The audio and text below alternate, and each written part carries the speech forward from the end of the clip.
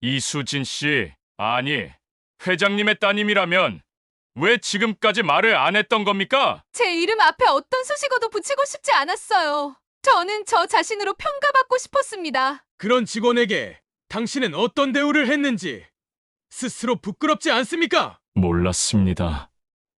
제가 그런 식으로 대하면 안 되는 사람이었다는 걸. 회장님 딸이라서가 아닙니다. 여직원이 누구인지를 떠나서 김 과장의 행동은 잘못되었습니다. 안녕하세요. 인생 사연 이야기입니다. 오늘은 회장님 딸인 줄도 모르고 직장 내 괴롭힘을 일삼던 김 과장의 사연입니다. 앞선 상황에 이어질 이야기는 어떻게 전개될까요? 여러 가지 인생 이야기를 라디오처럼 듣고 싶으시다면 구독과 좋아요를 눌러주세요. 이야기를 시작하겠습니다. 서울 강남의 중심부 화려한 고층 빌딩이 즐비한 그곳에 자리 잡은 대기업 현성그룹. 업계에서 손꼽히는 유망 기업으로 수많은 인재들이 입사를 꿈꾸는 곳이었다. 하지만 이곳에서도 피할 수 없는 것이 있었으니 바로 직장 내 권력 관계였다. 그 중에서도 기획팀의 과장 김상훈 50세는 직원들 사이에서 악명 높은 인물이었다. 20년 넘게 회사에 몸담으며 승진을 거듭해온 그는 후배 직원들에게는 엄격함을 넘어선 강압적인 태도로 일관했다. 특히 신입사원들에게는 더없이 냉정했고 작은 실수도 용납하지 않았다. 직원들은 그를 두고 칼 같은 사람이라 불렀지만 실상은 칼이 아니라 무겁고 거친 돌덩이와 같았다. 그는 회의 시간마다 부하 직원들의 보고서를 거침없이 지적했고 사소한 실수 하나에도 신랄한 비난을 퍼부었다. 이따위로 할 거면 다 때려치우고 나가! 라는 말은 그가 가장 자주 내뱉는 말이었다. 팀원들은 그의 눈치를 보며 일했고 신입 직원들은 그가 부르면 심장이 덜컥 내려앉았다. 김상훈이 특히 가혹한 태도를 보이는 대상은 신입 여성 직원들이었다. 남성 직원들에게도 엄격하긴 했지만 여성 직원들에게는 유난히 날카로운 태도를 보였다. 신입이면 신입답게 굴어야지. 왜 그렇게 말대꾸가 많아? 라며 무시하듯 내뱉기도 했고 자신이 시킨 업무를 수행했음에도 이게 최선이야? 라며 트집을 잡았다. 심지어 퇴근 시간이 지나도록 일을 시켜놓고는 늦게까지 남아있는 모습을 보며 조롱하듯 이래서 여자들은 일을 못한다니까. 라고 말하는 일도 있었다. 그의 밑에서 버티지 못하고 퇴사하는 신입들도 많았다. 직원들 사이에서는 김상훈 과장한테 찍히면 반년도 못 간다는 말이 공공연하게 돌았다. 하지만 그는 개의치 않았다. 오히려 약한 놈들은 도태되는 거야. 이 바닥은 원래 그래. 라며 스스로를 정당화했다. 그런 김상훈의 앞에 운명을 바꿀 한 사람이 나타났다. 바로 신입사원 이수진 27세. 그녀는 조용하지만 성실하게 일하는 직원이었다. 하지만 김상훈은 예외 없이 그녀에게도 가혹하게 굴었다. 아무것도 모르는 신입을 상대로 무리한 업무를 맡기고 결과가 마음에 들지 않으면 이런 걸 보고서라고 쓴 거야? 장난하냐? 라며 비아냥거렸다. 다른 직원들이 안타까운 눈빛으로 바라봤지만 누구도 감히 나서지 못했다. 이수진은 얼마 전 현성그룹 기획팀에 새로운 신입사원으로 들어왔다. 갓 입사한 신입답게 차분한 태도로 업무를 익히려 노력했으며 선배들에게 묵묵히 배우면서 실수를 줄이기 위해 최선을 다했다. 다른 신입사원들과 달리 불평 한마디 없이 일에 집중하는 모습이 돋보였고 동료들은 그녀가 꽤 성실한 사람이라고 생각했다. 하지만 그런 그녀에게 예외 없이 가혹한 시선을 보내는 사람이 있었으니 바로 김상훈 과장이었다. 김상훈은 첫날부터 이수진을 유독 깐깐하게 대했다. 다른 신입사원들에게는 기본적인 업무만 맡기는 것과 달리 그녀에게는 초과 업무를 내리며 애초에 감당할 수 없는 양을 떠넘겼다. 일은 배워가면서 하는 거야. 신입이니까 열심히 해야지. 겉으로는 교육을 빙자한 듯 말했지만 사실상 단순한 괴롭힘이었다. 보고서를 작성하면 문장을 하나하나 지적하며 이게 회사에서 쓸 문서야? 초등학생 일기장 아니야? 라며 면박을 줬고 그녀가 묵묵히 수정을 거듭해도 좀처럼 만족하는 기색을 보이지 않았다. 회의 시간이 되면 상황은 더 심각해졌다. 김상우는 그녀가 준비한 자료를 공개적으로 비판하며 마치 팀 전체 앞에서 굴욕을 주는 듯한 태도를 보였다. 신입이니까 잘 모르겠지. 그러니까 내가 자료를 만들어도 도움이 안 되는 거야. 그의 조롱 섞인 말에 팀원들 사이에서는 불편한 기류가 감돌았지만 누구도 감히 반박하지 못했다. 모두가 알고 있었다. 김상훈에게 대들었다가는 본인이 다음 타겟이 될 수도 있다는 것을.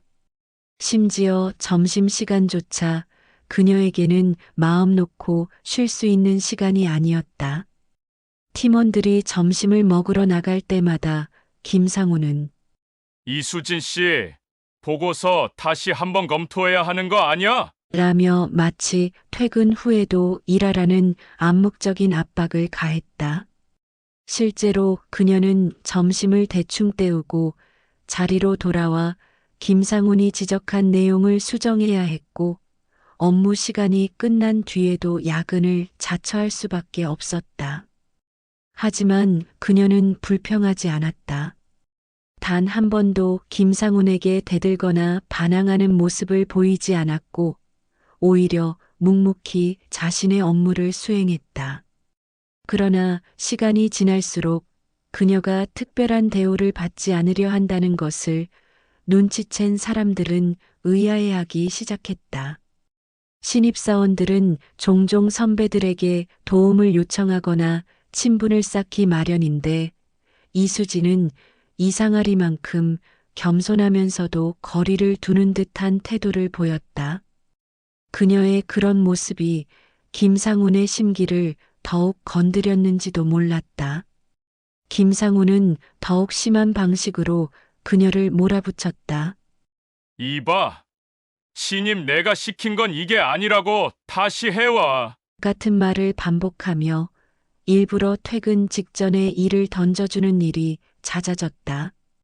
그런 날이면 이수진은 사무실에 홀로 남아 야근을 해야 했고 그의 말 한마디에 온종일 마음 졸이며 일해야 했다.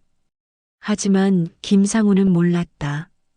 그녀가 남들과 조금 다른 이유를, 그녀가 왜 그렇게 조용히 버티며 일을 배우려 했는지, 그리고 그가 앞으로 무엇을 대가로 치르게 될지.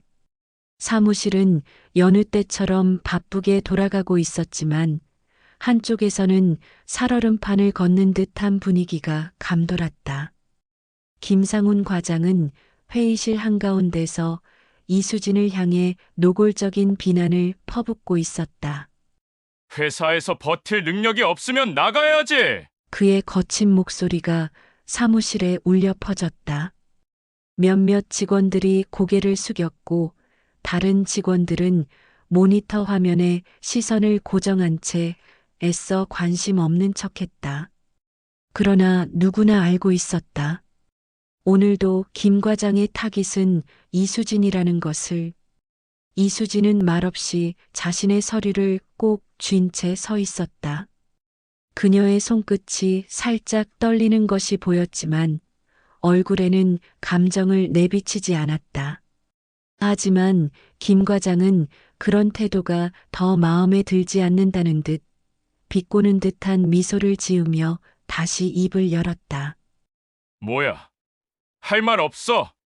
그러니까 신입이란 것들이 버틸 자신도 없으면서 왜 회사에 기어들어 오는 거야? 그는 여유롭게 팔짱을 낀 채 주변을 둘러보았다. 직원들이 자신을 말리지 않는다는 것을 확인한 후 더욱 기세등등해졌다.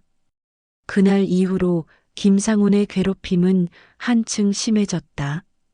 회의 때마다 이수진을 공개적으로 지적했고 그녀가 제출하는 보고서는 하나도 빠짐없이 퇴짜를 맞았다. 그는 마치 그녀가 회사에 있는 것 자체가 잘못인 것처럼 하루도 빠짐없이 트집을 잡았다.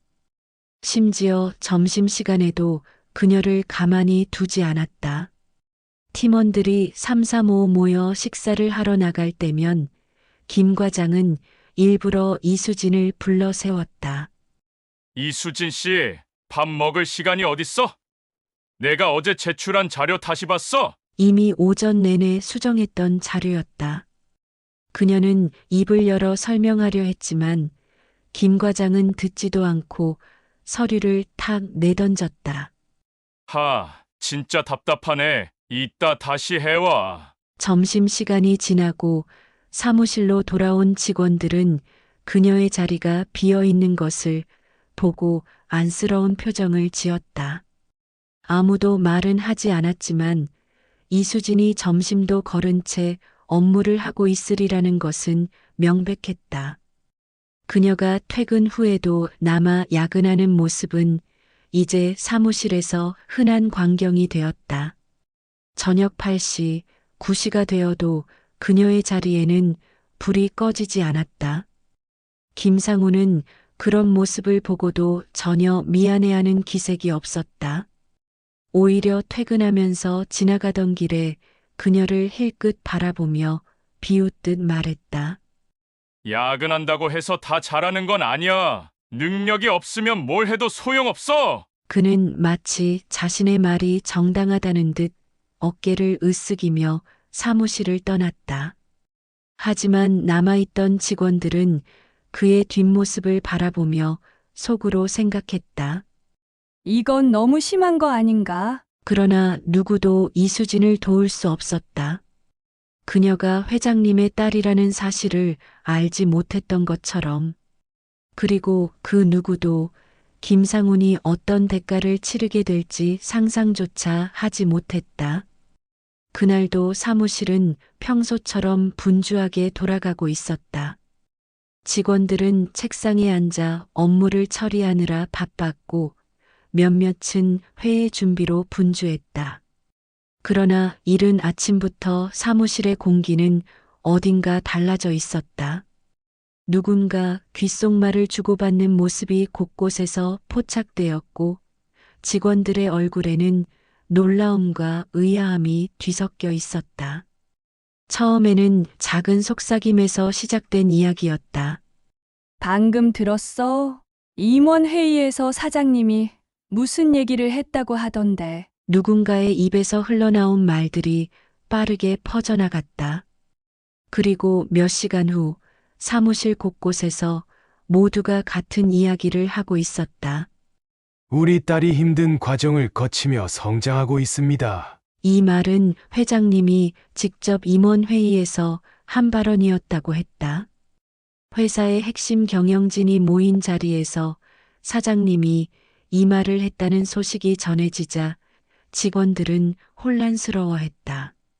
사장님의 딸이 회사에서 일하고 있었다고? 그런데 대체 누구일까? 누군가는 회장님의 딸이 임원직을 맡고 있을 거라고 추측했다. 아마 재무팀 쪽 아닐까? 고위직에서 배우고 있을 수도 있잖아. 하지만 곧 그 예상은 깨졌다. 사장님은 말단 직원부터 시작해 스스로 성장하고 있습니다. 라고 덧붙였다는 것이었다. 이 말이 퍼지자 직원들은 더욱 충격에 빠졌다. 말단 직원이라고? 설마 신입사원들 중 한 명이라는 거야? 사람들은 자연스럽게 입사한 지 얼마 안 된 신입사원들의 얼굴을 떠올리기 시작했다. 그 순간 누군가 조용히 말했다. 설마 이수진? 사무실이 순간 정적에 휩싸였다. 이수진. 며칠 전까지 김상훈 과장의 혹독한 질책을 받으며 점심도 거르고 야근까지 했던 그녀. 신입답게 묵묵히 일을 배우고 있었던 그녀가 사장님의 딸이었다고? 아니야, 그럴 리가 없어. 누군가는 고개를 저었지만 이내 분위기가 바뀌었다. 평소 이수진이 특별 대우를 받지 않으려 했던 점이 떠올랐기 때문이다. 따로 챙겨주는 사람도 없었고 누구보다 조용히 자신의 업무에 집중했던 그녀. 가끔 눈에 띄게 어려운 업무를 맡았음에도 묵묵히 버텨왔던 그녀의 모습이 다시금 머릿속을 스쳐갔다. 순식간에 퍼진 이 소문은 사무실을 넘어 회사 전체로 확산되었다. 직원들은 사장님의 발언을 곱씹으며 각자의 머릿속으로 퍼즐을 맞춰가고 있었다. 그럼 김 과장은 지금까지 사장님의 딸을 괴롭히고 있었다는 거야? 누군가 작게 내뱉은 말이 사무실을 숨막히는 긴장감으로 몰아넣었다. 그리고 이 소문은 결국 김상훈 과장의 귀에도 들어가기 시작했다. 김상훈 과장은 평소처럼 사무실에서 업무를 보고 있었다. 여느 때와 다름없이 기획서를 검토하던 중 사무실 분위기가 어딘가 묘하게 달라진 것을 감지했다. 직원들이 그의 시선을 피하는 듯 했고 누군가는 수군거리는 목소리를 내며 서둘러 자리를 떠났다. 그는 눈살을 찌푸렸다. 이상하군, 대체 뭐지? 하지만 크게 신경 쓰지 않았다. 그가 할 일은 여전히 많았고 오늘도 신입사원 하나를 혼내줘야 했다. 그는 천천히 자리에서 일어나 이수진을 불렀다.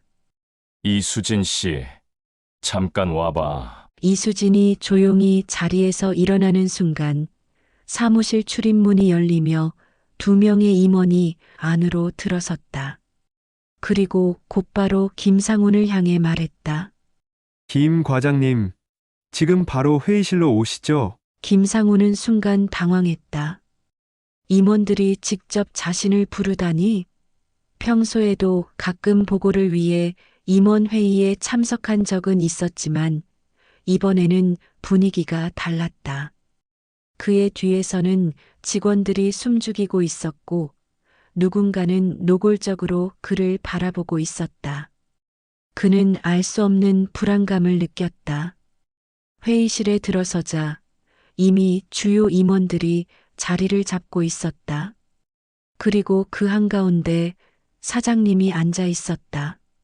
앉으세요, 김 과장. 사장님의 냉랭한 목소리에 김상훈은 조심스럽게 자리에 앉았다.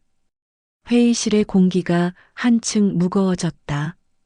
잠시 정적이 흐른 뒤 사장님이 입을 열었다. 김 과장, 우리 회사의 인재를 어떻게 대하고 있는지에 대해 이야기 좀 해보죠.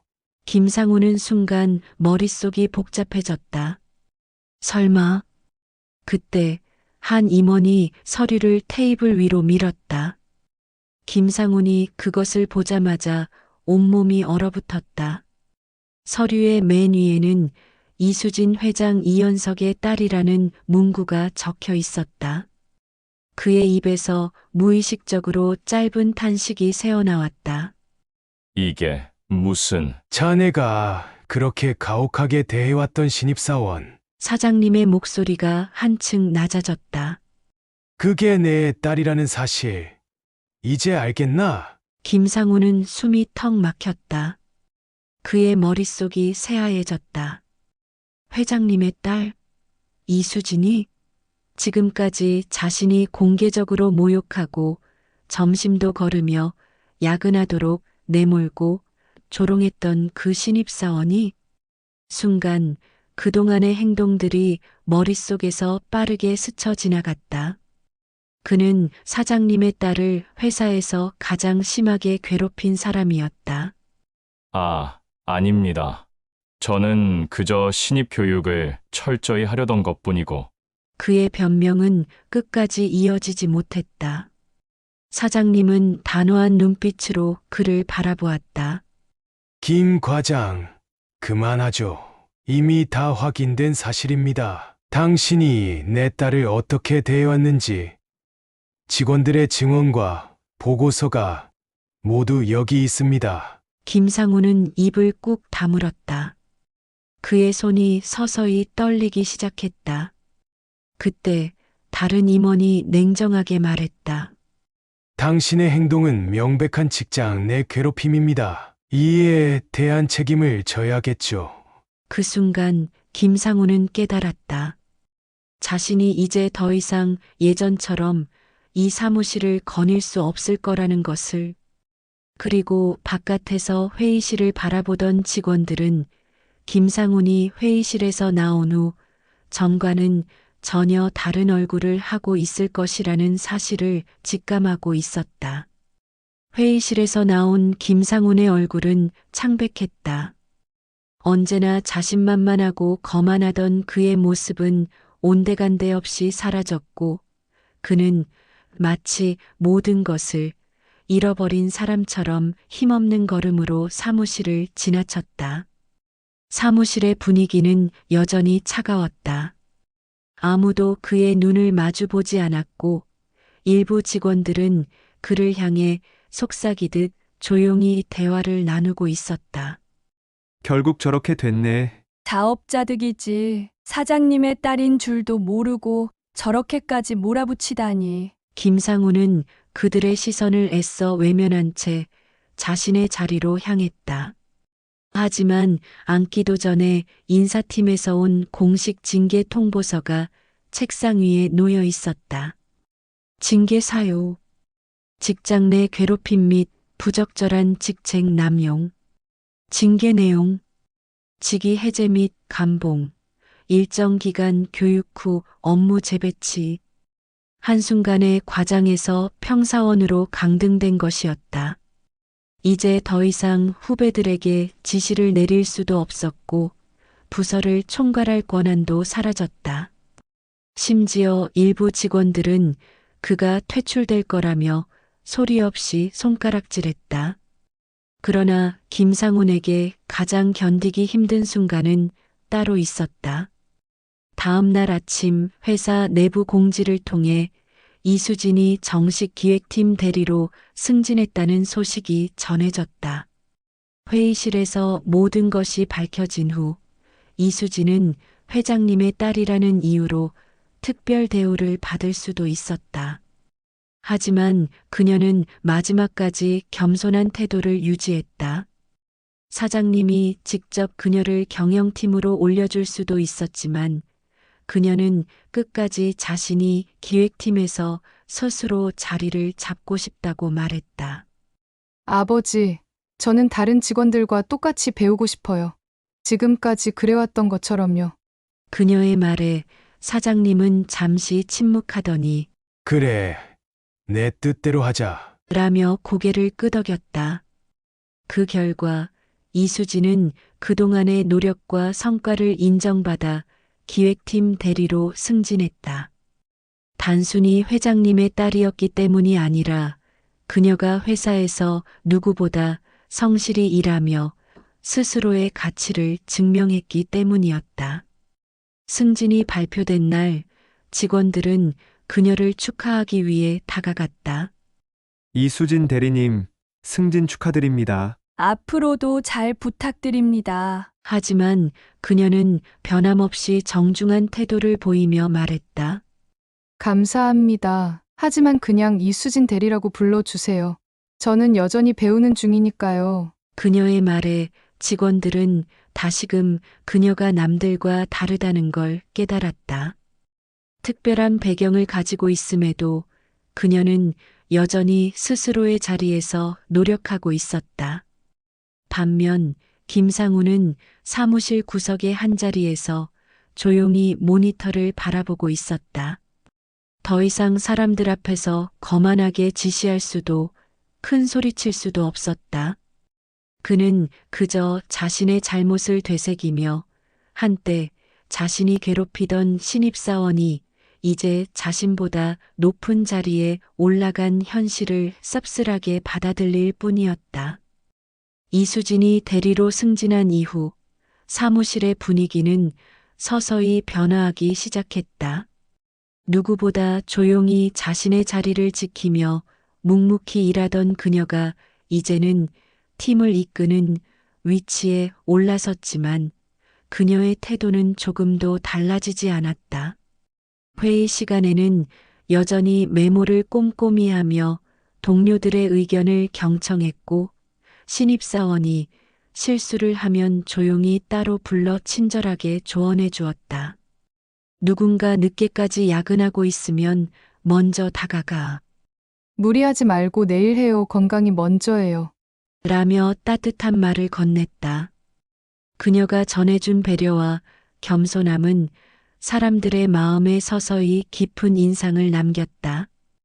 동료들은 어느새 그녀를 회장님의 딸이 아닌 진짜 좋은 선배, 신뢰할 수 있는 리더로 여기게 되었다.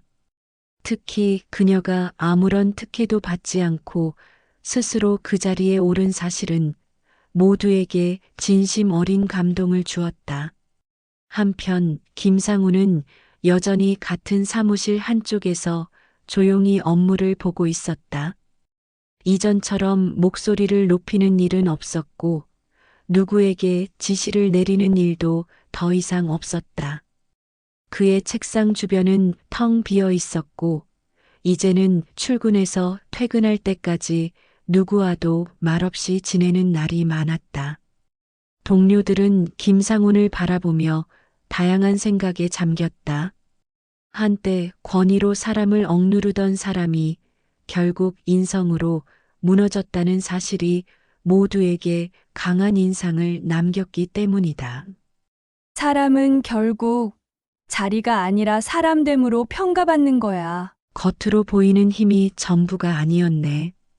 이런 말들이 사람들 사이에서 자연스럽게 오갔다. 누구도 소리내어 비난하지 않았지만 그를 향한 신뢰는 이미 회복될 수 없는 선을 넘은 지 오래였다.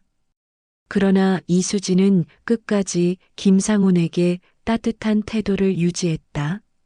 어떤 날은 그가 업무에서 실수했을 때도 아무렇지 않게 도와주며 말했다.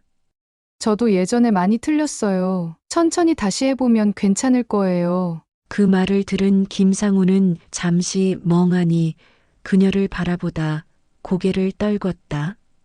말로 표현할 수 없는 후회와 부끄러움이 그의 표정에 고스란히 담겨 있었다. 결국 이 사건은 직원들 모두에게 강한 교훈을 남겼다. 겉으로 드러나는 직위나 권위보다 중요한 것은 사람을 대하는 태도와 품격, 그리고 함께 일하는 이들을 향한 진심 어린 존중이라는 것.